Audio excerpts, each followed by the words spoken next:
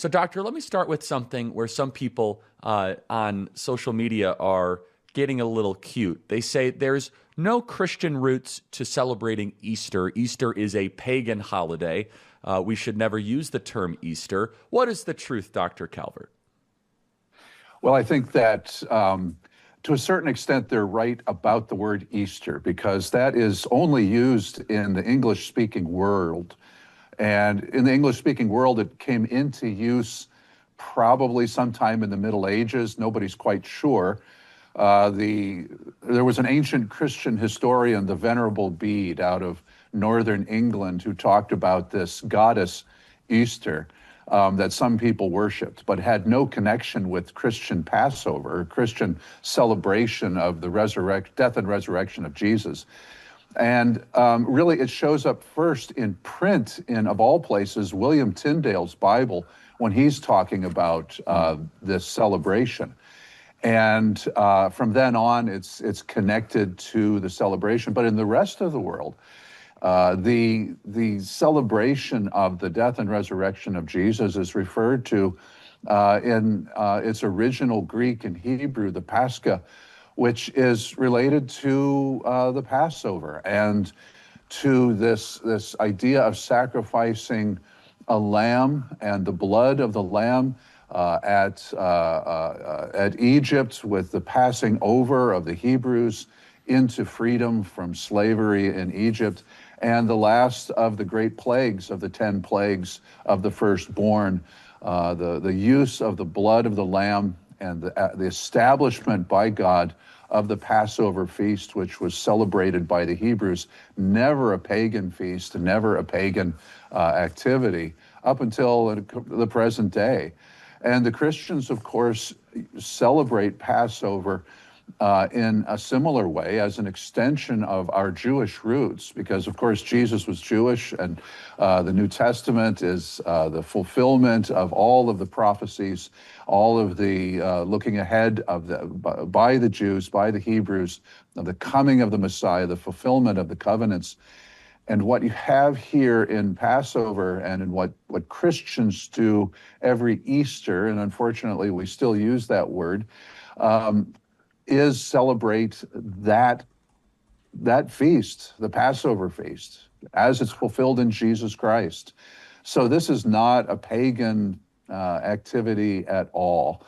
One of the misconceptions, actually, that comes out of this is the Council of Nicaea in 325, where people claim that Constantine took a pagan feast and made it Christian.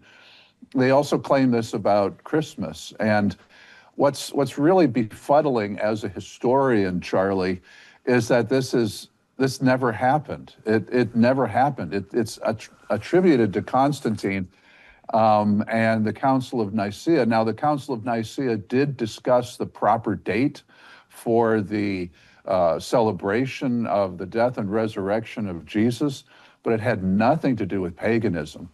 And so, as you often point out, actually, in your debates with students on university campuses, there are very shallow levels of understanding of history and of ideas that really do not come out of any profound understanding of the actual facts.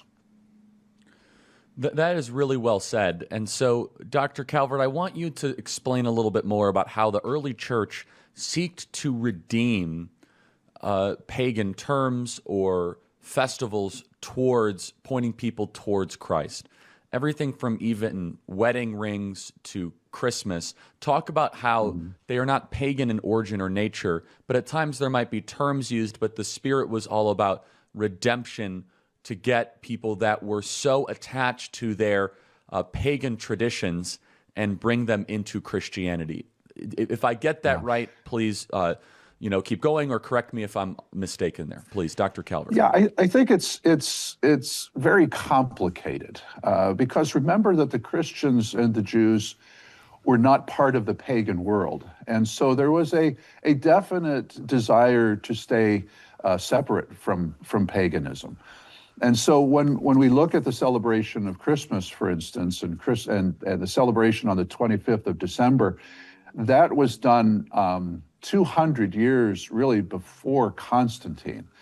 And the idea that somehow this was taking over the celebration of Sol Invictus, a pagan divinity, that's just not true. That's not what the Christians were doing. And so there's a lot of misunderstanding, and much of that came actually out of the 1700s and 1800s AD, scholars trying to connect Christianity back to ancient paganism.